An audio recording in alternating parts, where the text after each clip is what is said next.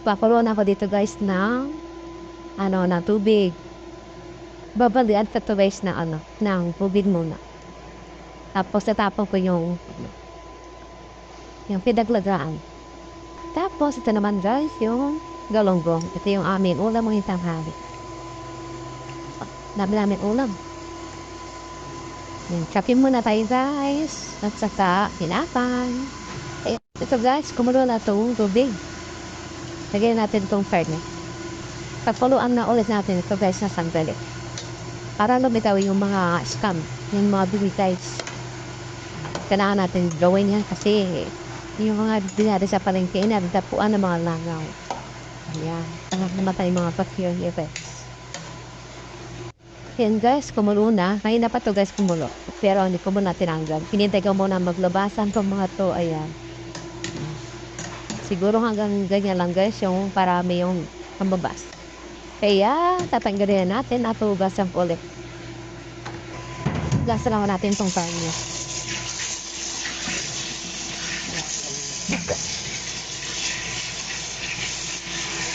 Kaya sinanan ko na, lagyan na natin na tubig. Mainit na tubig guys, yung aking nitipid. Parang mabilis siyang kumulo. Hintila natin ito guys kumulo. Saka natin lagyan na samya. Yan, habang naghintay ko guys, kumulo yung karning baboy. Yan. I-marinate ko na itong pork steak.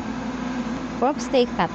Nag-ready na guys ako dito ng plastic. Kasi pupupukin natin itong karne.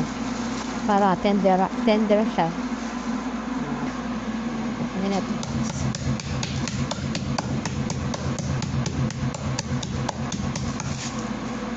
Saka yung kabila.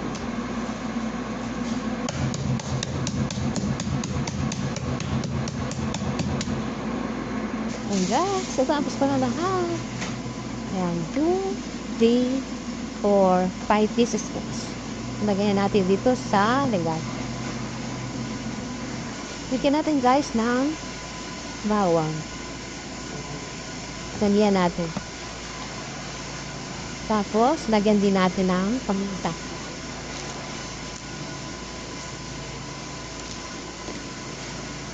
Yan, tinanggal ko muna guys yung iba. Ito muna, isa-isa.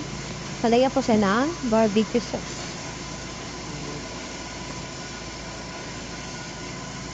Yan, nilagyan ko lang guys ng tubig kasi kung tinanan pala itong aking barbecue sauce. Ayan, yan. Kamay na lang natin guys.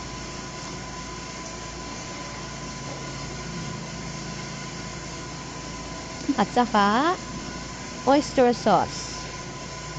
Oyster sauce. Para balance ito yung basa.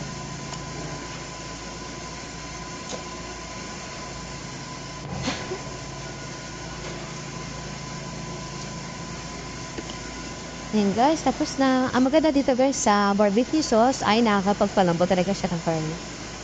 Ayan, takpan natin at set aside natin. Ito naman guys na nilalaga po ay kanguro na. Lagyan natin ng sibuyas, isang buong sibuyas. Half small spoon na half teaspoon na asin. Ayan, konti paminta lang guys. Ayan, pag ganyan na guys, ang kumulo na, pwede natin itong takpan at niwan. Naanak natin yung apoy. Check natin guys, itong sabaw, kung malambot na yung fire niya. Nilagdagan ko nga pala ito guys ng tubig kasi konti na lang yung niya. Yung tubig niya. Ayan, sobrang lambot na guys. Diba? Ang lambot na. Ganyan ang gusto ko, kalambot. Tapos guys, lalagyan natin ng narawang butlan na bawang. Ayan, dinuro ko lang siya guys.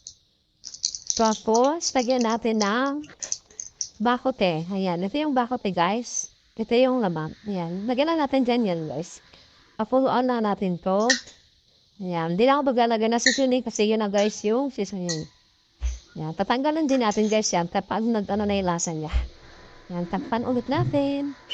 Ayan, habang nakasalang guys yung sabaw, ayan, ayusin ko na itong yan, dahon na itong mga gulay na isasabay, ilalagay ko sa sabaw. Yan, natira natin ito sa dalawa kasi maliit lang sila guys. Yan, lagyan natin dito sa strainer. Tapos, sunod natin itong radish. Yan guys, yung radish guys, masarap. Yan, ang tawag dito guys ay Korean radish. Yan, luwain lang natin, balatan lang natin ito guys. Yan, dito lang yung ako dito guys sa radish. Yan, ganyan lang, pa-slant lang. Sunod naman natin itong patatas. Isang patatas lang guys, sinilagay ko kasi hindi ito masyadong kinakain. Mas kinakain yung carrots, radish, yan. Nilagyan ko lang na isa para magandang tingnan. Ayan, ang paghiwa din guys ay ganun din sa radish para parehas lang. Ayan, dalawa lang. Kasi maliit lang siya. Sunod naman natin itong carrots. Batatan lang din natin ito guys. Ginawa ko ng dalawa kasi maliit lang itong carrots. Saka pangit na Ayan guys, tapos po nang hiwain at hugasan. Lagyan na natin guys dito yung radish, carrots, at saka potato. Ayan guys, kumulo na itong ating sabaw. Ayan, tatanggalin ko na to. Kasi nandito na yung lasa niya. Ayan, check na rin natin guys yung gulay kung luto na. Luto na to guys, hapot na. Titikman ko muna ulit. Titikman ko muna to guys. Nako ko, lalagay yung gulay na cabbage. Nagdagan natin guys ng 1/4 na cubes, 4 na cubes. Lagyan na rin natin ang paminta. Yan, haluin lang natin to guys at ilagay na natin yung gulay. Yan, isabay ko na to guys itong cabbage. Yan, pagkapuno niyan guys, pagpuno na, ayan, okay na to guys. Haluin natin. Hintayin natin itong kumulo. Dito naman guys sa kabila, mag-prito ako ng galunggong. Yan. Yan natin ito. Yan, mga 4 lang guys. Tara. Mga 4 lang guys yung klasya sa kawali. Iwan mo natin ito dyan. Tapos itong sabaw guys ay kumulo na. Pwede natin itong takpan at iset aside. Aling kumuha ito guys. Wow, ganda.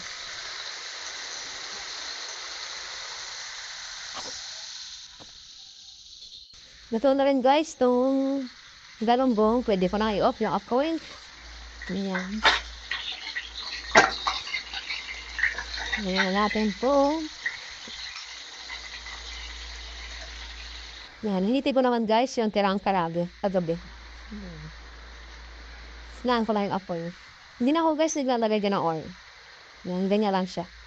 Ayan, check naman natin guys itong pork. Ayan, luto na ito guys. Ayan, panti pa. Tapos dito naman guys, yan, gagawa ko na sabaw namin. Ito guys ay pinagkuluan ng manok niyan. Magawa kasi ako ng chicken salad. At ito yun guys. Yan, lalagyan natin dito sa caldera. Pakulat ulit natin. Yan guys, kulong-kulo na to. Chicken. Pwede na natin tanggalin itong buto-buto na to. Ayan, natanggal pa to guys. Lagyan naman natin guys ng Knorr chicken cubes. Kalahati lang. Tapos lagyan natin ang paminta. Lagyan natin ang kalabasa, okra, at saka tanglad. Ayan, tanglad sauce. Lagyan natin ito dito lahat. Haruin lang natin ito guys at hintayin natin pagluto. Hanggang sa maluto itong gulay. Kasi lalagyan ko pa ito ng alugbati. Hiwain pa naman muna ito guys ng pork. Yan, napagtapit natin dito. Ayan o. Lambot siya. And guys, ito na yung pork. Haluin na natin dito sa para yung lasa ng sauce ay mapula dito sa pork. Then guys, ito na yung aking ininit na chicken. Ito yung pork. Tapos ito guys yung sausage. Ito yung galunggong. At saka sabaw. Yeah. Kasi ito na yung gulay. Lagyan natin itong alugbati. Ito yung final na gulay na aking namagay. Yan. Lagyan na natin ito guys. After maluto nito guys, pwede na kami kumain. Ayan guys. Luto na itong aming gulay. Yan. Kain na kami. Tapos ito guys ay huwag mo daw itapon. Kakainin daw ni Ate Beth. Yan. Nilagyan ko na lang daw ng gulay at saka sabaw. Para siyang kakain. Yummy! Ayan guys.